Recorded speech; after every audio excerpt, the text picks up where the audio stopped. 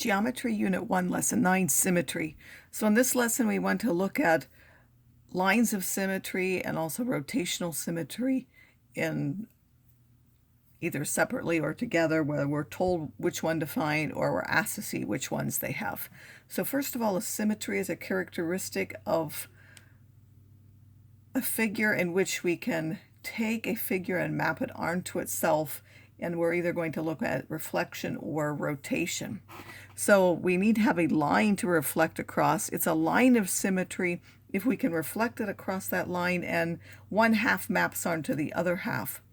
So if we look at this, how many lines can we draw? Well, we're told first of all that these sides are congruent on this side. So it is a rectangle. The center of that would be here. And if we take and rotate across this line, this half will match it. This half we take and rotate across this line. This half will line up onto that half. Now, some people think diagonals, but if you take this and try to rotate there, this half would end up, or remember, a perpendicular, and that would end up down here, not over here. So the diagonals will not. Now, if it's a square, squares would also have those other two lines. So this has two lines of symmetry.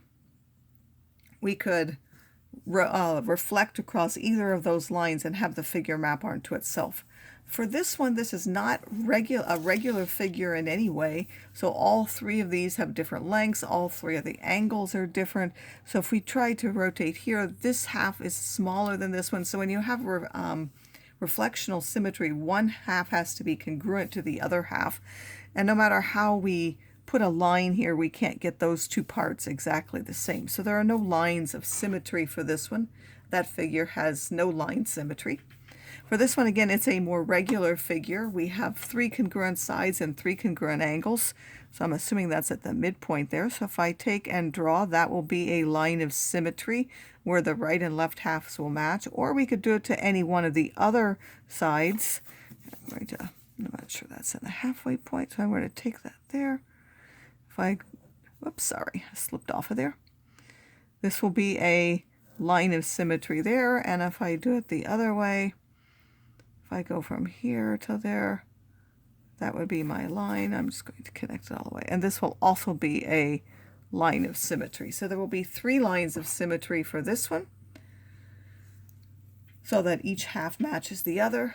For this one, there's none here, there's none here, but if we see here, there's actually one where if I do this, this is a line of, I'm sorry, I need to go right through there. I missed my thing, so that should go right through there. Not that first one I drew, this darker one is actually the line of symmetry. I missed my points, because if these are on a perpendicular, remember they have to be across a perpendicular, so if we reflect this across that line, that will be there. This one will match up with that point across there, and that's already on the line of reflection. So this is a line of reflection. It only has one.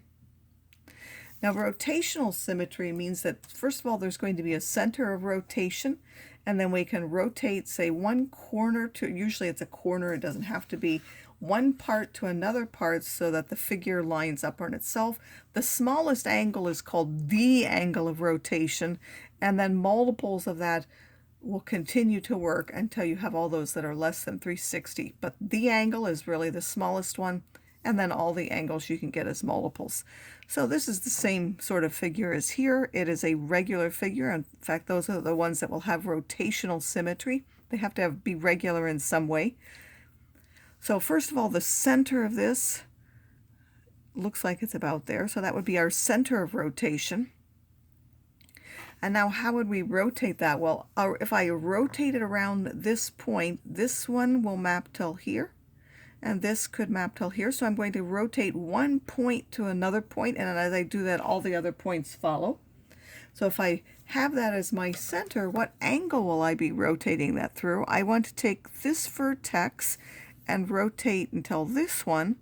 Because that's a regular figure, that would be 360 divided by 3, because there are 3 points, or 3 parts that would give me if I went till there, and that will be 120 degrees, and then any multiple 120, 240, and then the next one would be 360. Of course, 360 we don't need, that just takes us back, and then you don't need the others. Of course, 480 and all those will work, but you generally only list those that are less than 360. Now here we have a 5-pointed star. Again, it's regular. All the points have the same distance away. They're all the same angles. They're all the same length. It is a very regular looking star. This is approximately the center. It should be equal from all of those. It's sort of hard to get there exactly, but again, we would go from here until here. So how would we find that? There happen to be 5 points, so we would be dividing that up into 360 up into 5 equal parts. There are 5 points there, so the smallest one would be 360 divided by 5, which is 72 degrees. And then all of the angles are 172, and then if we multiply that by 2, we would get 144. If you multiply by 3, you'll get 216. If you multiply that by 4, you'll get 288. And then if you multiply by 5, that would be 360. Again, we don't list the 360. Those would be all the angles of rotation that we have. And then the last thing we want to do is we want to see which things it has. So a figure can have either one of the things. It can either have line symmetry or it can have rotational. It can have both of them, or it might not have any of them. The more regular the figure it is, the more likely it is to have both of those. So look at this figure for a moment and try to think, does it have any lines of symmetry? How many would it have? And does it have any way to rotate it?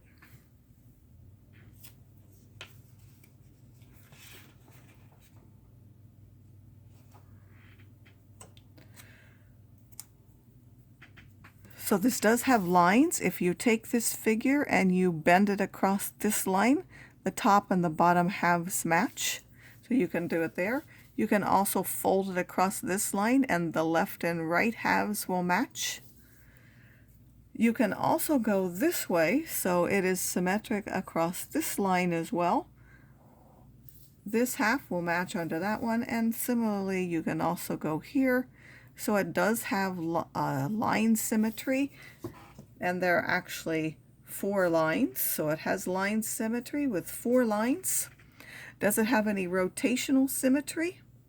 It does, because there's a way to rotate from here to here, and then it's very regular, so each vertex will match on the other.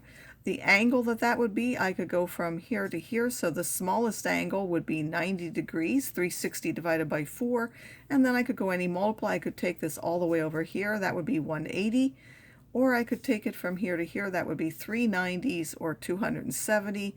4 of them would be 360 and would take us to back where we started. All right, let's look at the next figure. Again, think for a moment which one it might have. Does it have line or rotational?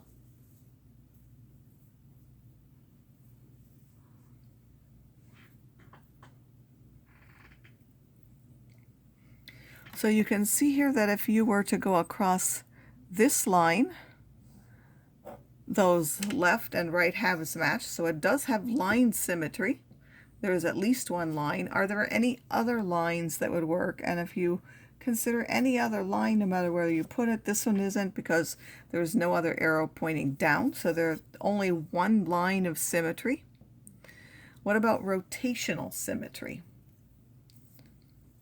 If you were to try to rotate this till here, this one would come here, but this one would have to be pointing down, so there is no.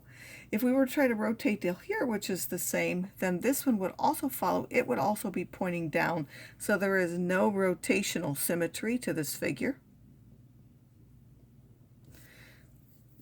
This third one is again a more regular figure. Think for a moment where the lines are and where the angles would be.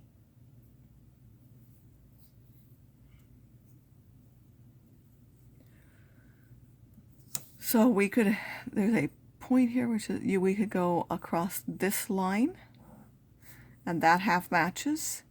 We could go from here across this line, and this half would match this, or we could go across this line. So there are actually 3 lines of symmetry, so it does have line symmetry, and there are 3 lines. Does it have rotational? Again, yes, because this is a very regular figure, we could rotate this from here to here, or we could rotate this all the way around till there. So it does have rotational. It will have the angle of rotation would be 360 divided by 3, which is 120 degrees, or we could go from here to here, which would now be 240. 3 120s is 360, which takes us back to where we started from.